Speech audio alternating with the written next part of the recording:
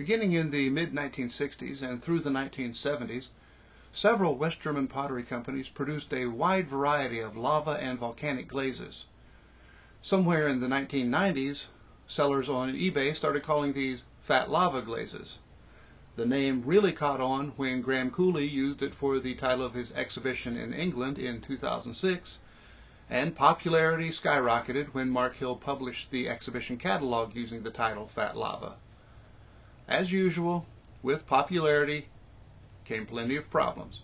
It wasn't long before almost every piece of West German pottery listed on the internet was being called fat lava, no matter what kind of glaze or decoration it really had. So it's time, or past time, for us to try to categorize and define these glazes a little bit better so that we can really have a conversation about what they are and what they aren't. Keep in mind that this information is based on my own observation, not technical knowledge. There's plenty of room for overlap, an awful lot of room for disagreement, and I'm sure that, like all good ideas, these ideas are going to have to change as more information becomes available. We're going to start with the lava glazes, but really we're going to begin before the beginning, going back to, say, around 1925 in Belgium. The lava glaze is a modern variation of a much older style called a drip glaze. Drip glazes were common in the early 20th century, especially on Belgian and French pottery and some American pottery. You can see the flow and form from which we naturally get the name drip glaze.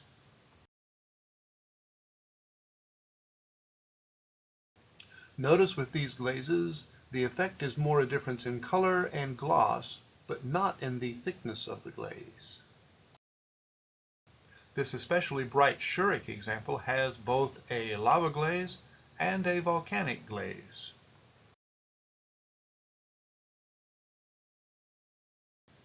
Although the lava glaze on this example is a bright two-toned orange, color is not necessarily part of the definition of a lava glaze. What does define the lava glaze is the thickness and the sense of flow or motion, like a high viscosity liquid.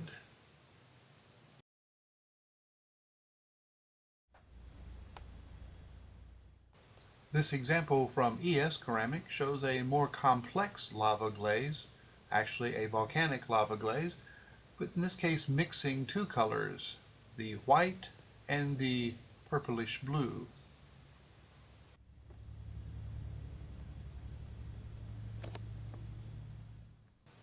A volcanic glaze features these craters or pockmarks, normally created by adding silicon carbide to the mix. They vary quite a bit in terms of size, texture, and a number of other features that we will take a look at. This silver distal vase is a little uncommon because it has the volcanic glaze over the entire piece. It's not uncommon for silver distal, but uncommon overall.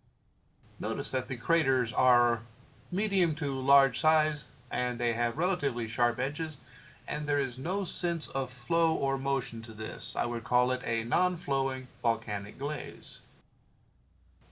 The close-up on this vase from Otto Ceramics shows that the lava glaze or volcanic glaze here has a great deal of depth and a sense of flow, especially in the white glaze. The glaze on this Schurig vase is rather unusual because of the size of the craters, at least towards the top of the vase. And this one typically has very smooth, rounded edges on the craters and a great deal of flow.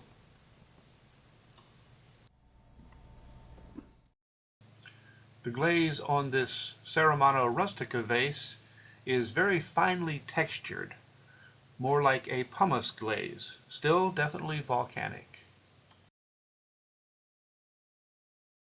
This detail of the Ceramano Rustica gives us a better look at this version of the pumice glaze. The pumice glazes were often used for decoration and outlining, much in the way that an applied slip had been used before.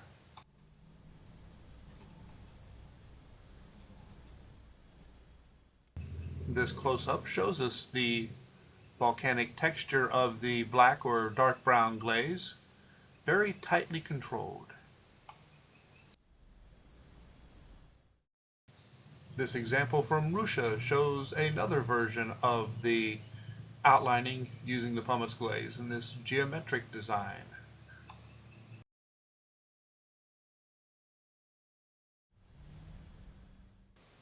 I usually refer to this as the coal glaze from Roth because of the appearance and didn't think of it as a volcanic glaze until I took a closer look, which is one reason why it's often a good idea to take a closer look.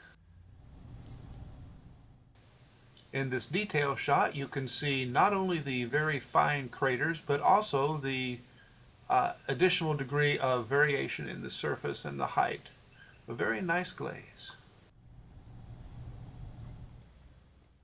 Although volcanic glazes are usually very striking, they can also be used for a much more subtle effect, as seen on this Russia vase.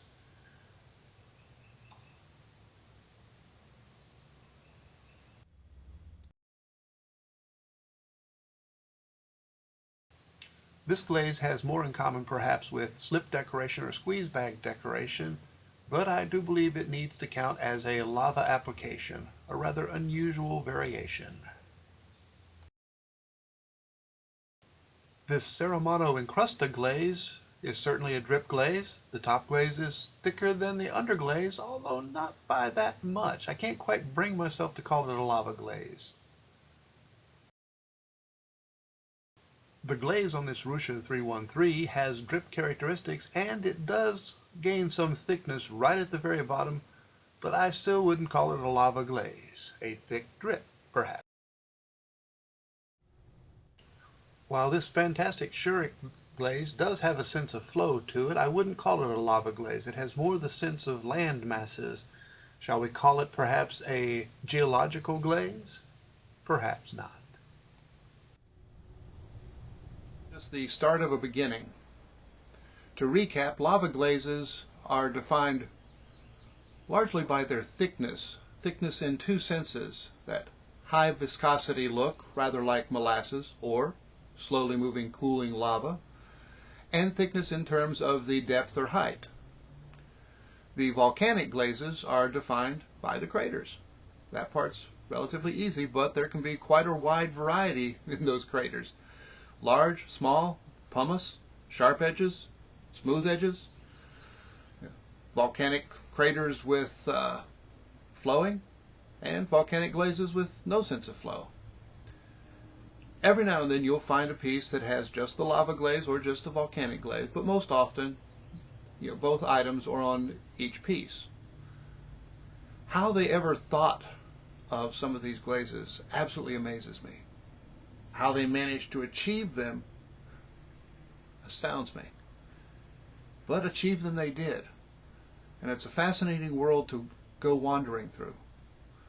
So I hope that you will take some time to join me in this wonderland of glazes. You can be Alice, and I'll be the Cheshire Cat.